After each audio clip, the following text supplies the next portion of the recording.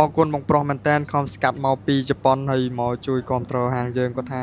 គាត់តាមដានវីដេអូខ្ញុំយូរហើយប៉ុន្តែចាំឲ្យទៅដល់ពេលមកខ្មែរគឺដឹងតែមកហ្មងឥឡូវគាត់មកមែនគាត់ទៅមកដល់ខ្មែរបានថ្ងៃទេឥឡូវគឺគាត់មកដល់ហាងយើងហើយយើងក៏បានជជែកគ្នាដែរនៅទៅលើ model នាឡិកាណាដែលត្រូវតម្រូវការរបស់គាត់មិនមែនដោយសារឃើញគាត់អ្នកមកពីជប៉ុនគាត់សម្បូរលុយយើងត្រូវណែនាំរបស់ណាដែលថ្លៃលក់បានទេអត់ទេគឺយើងណែនាំទៅតាមតម្រូវការរបស់គាត់ហើយគាត់ពេញចិត្តនឹងអ្វីដែលគាត់នឹងទទួលបានអញ្ចឹងចំពោះខ្ញុំគឺអត់ធ្វើអញ្ចឹងទេគឺយើងណែនាំនៅអ្វីដែលត្រូវតម្រូវការគាត់ឲ្យគាត់ទិញហើយកុំឲ្យគាត់ស្ដាយក្រោយអញ្ចឹងហើយទើបជាខ្ញុំបើកសេរីឲ្យអ្នកទាំងអស់គ្នាអាចឆាតសួរខ្ញុំបានពីតម្រូវការរបស់ខ្លួនឯងបែបណាឲ្យខ្ញុំណែនាំហើយជាស្រ័យផងបើសិនមានការឆ្លើយតបយឺតយ៉ាវដោយសារតែខ្ញុំឆាតតែឯងហើយអតិថិជនគាត់ឆាតមកច្រើនហើយពាក្យច្រើនគឺគាត់តែងតែឲ្យយើងណែនាំភាសាគ្នាហើយការលក់បែបពិភាក្សាគ្នាផ្ដល់ព័ត៌មានលម្អិតអញ្ចឹងវារៀងយូរជាងការឆ្លើយតបបឋមលក់ធម្មតាផ្ញើរូបភាពដាក់តម្លៃហ្នឹងញីអ្នកនរគ្នាទិញទៅខុស5កើតអត់ខ្វល់ទេសំខាន់អ្នកនរគ្នាទិញរួចហើយតែចំពោះភ្ញៀវរបស់ខ្ញុំអត់អញ្ចឹងទេគឺខ្ញុំបើកឲ្យសេរីសួរអត់មានត្រូវការខ្លាចចិត្តអីទេហើយខ្ញុំនឹងព្យាយាមឆ្លើយតបឲ្យបានលឿនបំផុត